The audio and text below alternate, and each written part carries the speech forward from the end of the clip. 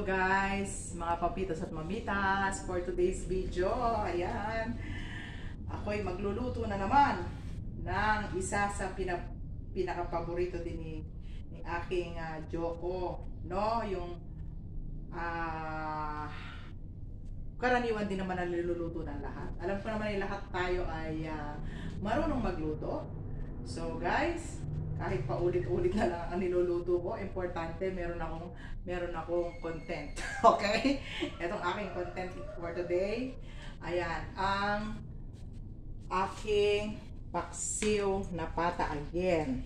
So, ito ang aking paksiw na gagamitin na mamuy ang ating pata. Ayan guys, pinahiwa-hiwa ko na yan. So, ang gagamitin ko dito, syempre, ito ang pinaka-importante sa lahat. Ang ating bulaklak ng saging. Alam nyo guys, damihan nyo to, no? Ito kasi ay nagpapasarap at nagbibigay ng aroma sa ating paksiw na pata. And syempre, yung aking pata ay isang buo na medium size lang. Medium size lang yan, ano? And then ito naman, ang gagamit ako dito ay 1 cup big red vinegar. Tapos ito ang gagamitin ko instead na salt ay patis, fish sauce, konting pampalasa. And syempre dito ay meron ako na pamintang buo and laurel. Ano? And then ito guys, 2 malalaking sibuyas. The more na sibuyas, the more na masarap ang aking lulutuin. So, syempre, ito ay aking 2 buong malaki na i-slice na natin. Pinuhin natin. So, ayan. Ay guys, ito. Nakabili na naman ako ng avocado and mango. Mamaya, may papapaki na naman ang aking langga. Ano? Ayan. Palangga. Diba? So, syempre, gagamit ako ngayon dito ng cooking oil. Ayun, sa pagigisa. Iba na naman ngayon, version ang gagawin ko, gigisahin, no? Kesa pakakuluan muna. So, ang mangyayari ay mag-i-start na tayo para naman ako makaluto-luto at bago magdal-dal-dal-dal. And syempre, yung aking ito, isang na tubig. Isang ganito, yung pinag-iinuman ko. Ano ba to? Ano tawag dito? Kayo na bahala. Basta kung kulang, dagdag na lang habang ang ating pata ay matigas pa. Ano? Ang pagluluto ko ay tansyahan. Ano guys? Bahala na kayo. Ang sabi nila, ang magaling daw na cook or chef, hindi ko naman sinasabi na magaling ako.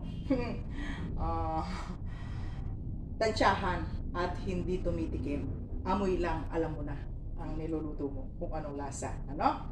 Sa mga mahilig magluto lang yan, kagaya nating mga kapangpangan, alam nyo naman, manyaman sa lahat ng bagay, manyaman magluto, manyaman makisama, manyaman magmahal. O diba? And syempre, umpisa na natin ang ating lutong balay kapangpangan. And bago ko muna pala umpisahan lahat, nais ko munang batiin lahat ng aking mga followers.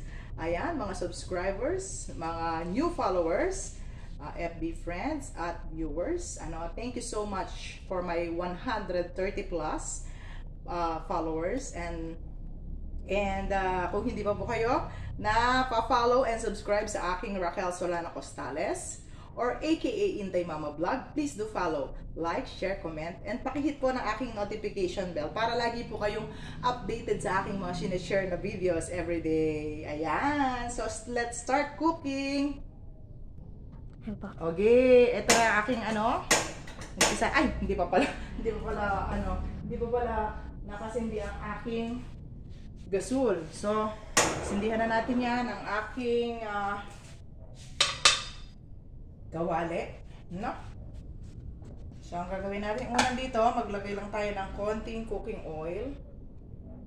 Kasi dati guys, pag nagluluto ako nito ay pag nagmamadali, gumagamit ako ng pressure cooker at minamadali ko, pinapakuluan ko na lang, and then huli na yung gisa. Pero ngayon, babalik rin natin dahil maaga pa naman.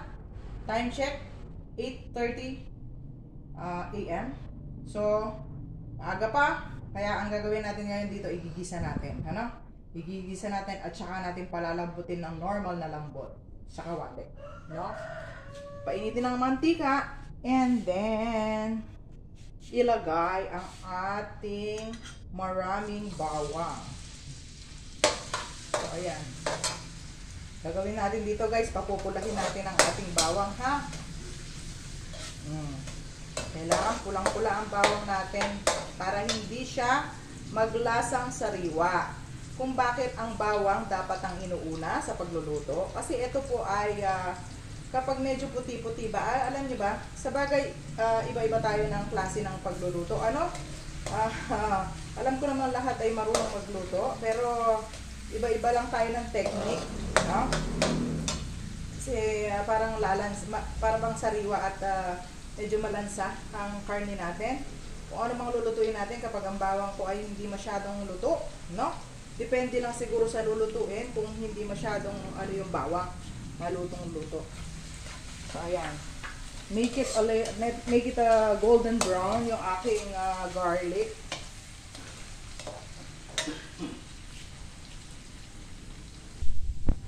So ayan guys, medyo pumupula na yung aking garlic.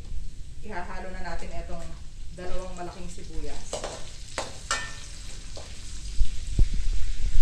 And guys, ang aking sibuyas ay medyo nalalanta na.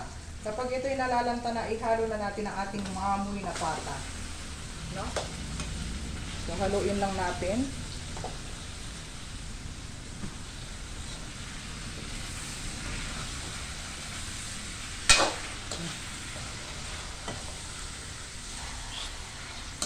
Gisa-gisa and i-brown natin ang ating karne.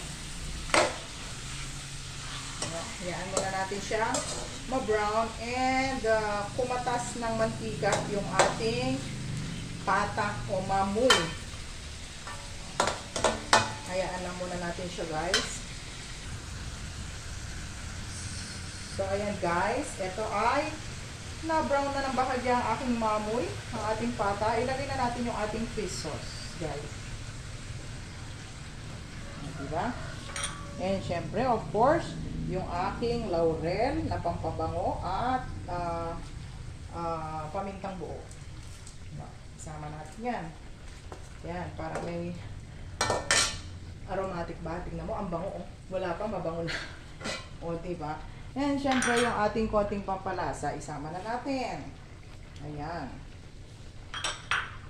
And then next guys, ilalagay ko na ngayon yung aking pero teka muna. Haluin muna natin yung timpla. Ayan. Kailangan ito ay halong-halo para manuot yung timpla natin sa ating mamoy or pata ng mamoy. Kailangan malinis guys wala nang buhok yung aking sigurado ko mapapadami na naman ang kain ng aking choco kasi hirap niyang pakainin guys ngayon. Pag hindi niya talaga gusto yung food, nako, grabe.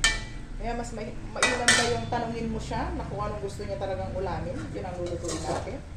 Or kasi nakamulatan niya talaga yung mama niya at mga kapatid niya, puro karne, Pero believe naman ako. Believe ako kasi siguro depende rin sa katawan ng tao. Ayan, di ba? Depende rin sa makina ng tao. Kasi may mga hindi naman kumakain ng karne pero tumataas ang cholesterol and sugar. Pero meron din namang mahilig, hindi naman tumataas ang kanilang cholesterol. Siguro sana yan lang sa katawan. Kaya ayan. Si Cesar hindi po. Hindi siya ganun. Kahit palakain siya ng karne, mababa ang kanyang cholesterol. Perfect ang kanyang test. Samantalang ako, hindi ako masyadong nagkakakain pero tumataas. Ano ba yun? Siguro nasa genes na rin ko. So ayan, bago ang dal-dal, ayan na, nahalo ko na. Ito na ngayon ang isusunod natin guys. So ang aking mga papitas at mamitas, ang aking 1 cup of red vinegar. That's the way. And wag po nating hahaluin. No guys, pag naglagay tayo ng suka, any kinds of cooking na may suka, don't make halo-halo. O, diba? Taglish yun. O. And, hayaan muna natin at i-cover natin to guys hanggang kumulo. No? Pakuluin muna natin yung vinegar. Go. Ito na. Kumulo na. Ayan na po. O, diba? Pag kumulo na guys, pwede na natin siyang haluin. Teka. Patong ko lang yung aking lalagyanan. Kunan ko lang yung aking pot holder. Ano? Ayan. Haluin na natin. Kasi kumulo na siya. No? So, and then, dahil kumulo na siya guys, ang gagawin natin ngayon, ilalagay ko na ito. Yung bulaklak ng ating sharky.